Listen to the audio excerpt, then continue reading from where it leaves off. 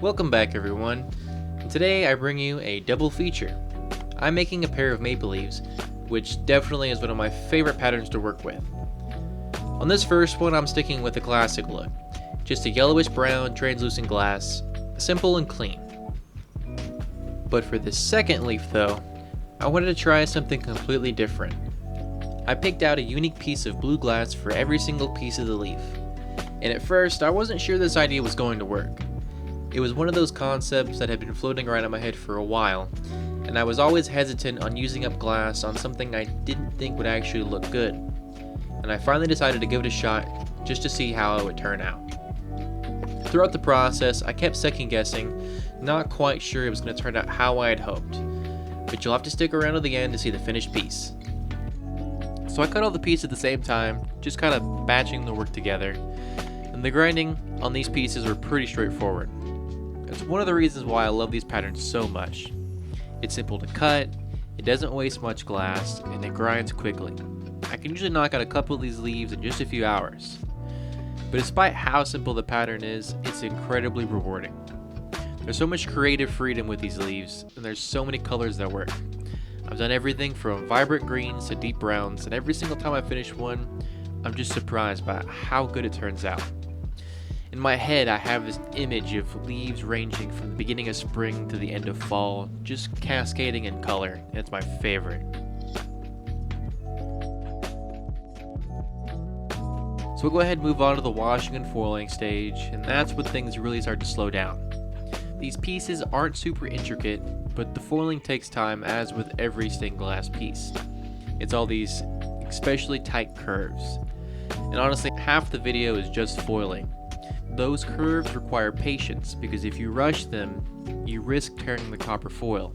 You really have to persuade it to bend exactly how you want. While I was foiling, I found myself thinking about the video itself. And it really hit me how much effort really goes into filming and editing these projects. The stained glass to me is the easy part. The voiceover, though, has been a much larger learning curve than I expected. I'm always wondering if I sound too stiff or not casual enough, if I'm easy to understand, or if I'm slurring my words together.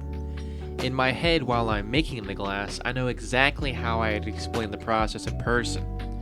But once everything gets sped up and cut down, there's not much room for natural conversation. I'm also left with the decision of the format of my videos. Like if I want to lean more towards informational or purely entertainment, or even if I want to dip into the ASMR category, but that adds more challenges like audio recording and whatnot. It almost feels at times my style would be best suited for live streaming, but I won't get too ahead of myself just yet, and I'm going to work on dialing in the basics right now, so bear with me for a little bit. Now I'm learning as I go, and hopefully bit by bit I can fall into my own style that everyone watching can enjoy.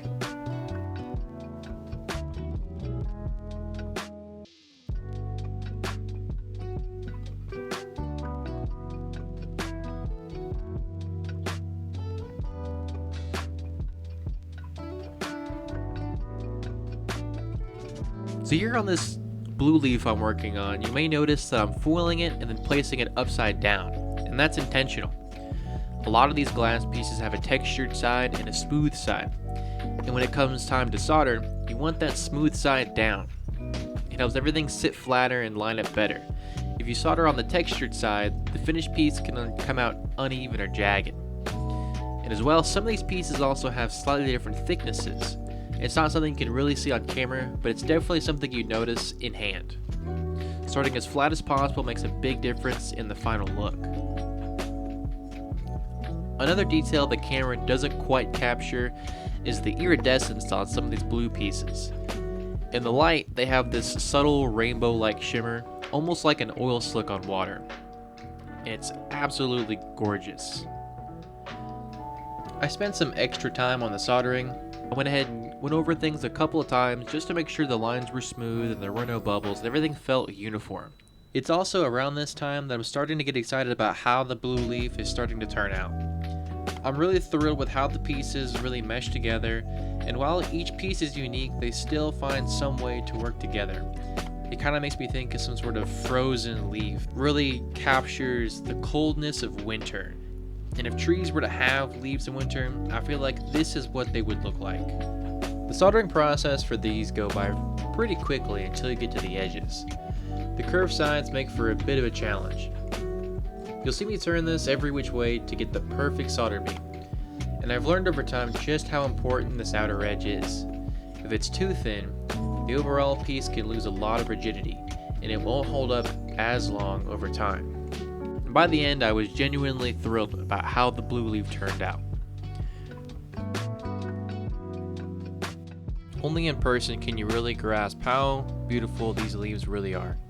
These leaves look absolutely amazing, and I can't wait to get them hung up in a window to really see them shine in some natural sunlight. As always, I appreciate you taking time out of your day to sit down and watch me create.